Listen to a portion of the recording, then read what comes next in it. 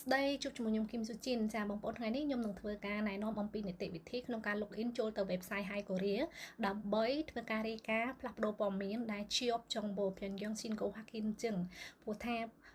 ការរាយការណ៍នេះគឺក្រសួងយុទ្ធភ័ពបានធ្វើសេចក្តីប្រកាសឲ្យអនុវត្តចាប់ពីឆ្នាំ2026ខែ2ថ្ងៃទី1កន្លងមកចាអញ្ចឹងសម្រាប់បងប្អូនណាដែលគាត់អត់ទាន់ចេះបងប្អូនអាចធ្វើការមើលវីដេអូខ្ញុំខាងក្រោយបានបងប្អូនត្រូវតែមាន ID និង password សម្រាប់ login ចូលទើបយើងអាចចូលរាយការណ៍បានមានដំបូងក្រោយពីយើង login ID និងលេខសម្ងាត់ចូលហើយបងប្អូននឹងឃើញជាមួយនឹងចាផ្ទៃពណ៌ទឹកក្រូចនេះចុចកន្លែង Minon Sinchong នឹងមក click ហើយនឹងឃើញនៅចំណុចកណ្ដាលនេះគឺរង្វង់មូល Punin Minon Sinchong ចាចុចវាមកអូសមកខាងក្រោមទៀតឃើញពាក្យថាជាប់ចុងបូព្រានយ៉ងស៊ីនកូចាចុចរង្វង់មូលខាងក្រោយពាក្យនឹងមក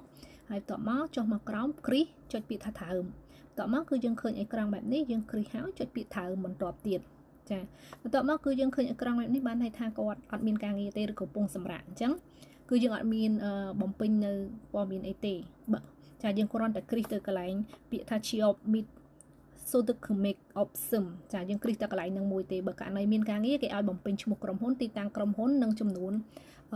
ចាផ្នែកនៃការងារអីខ្លះអញ្ចឹងនៅកន្លែងរង្វង់ខាងក្រោមនេះចាគេឲ្យបំពេញកន្លែងហ្នឹងហើយបើសិនករណីមានការងារហើយប្រាក់ឈ្នួលមួយឆ្នាំបានតែចាបន្ទាប់មកយើងចុចពាក្យថា Hacking ចាហើយ Hacking ម្ដងទៀតមក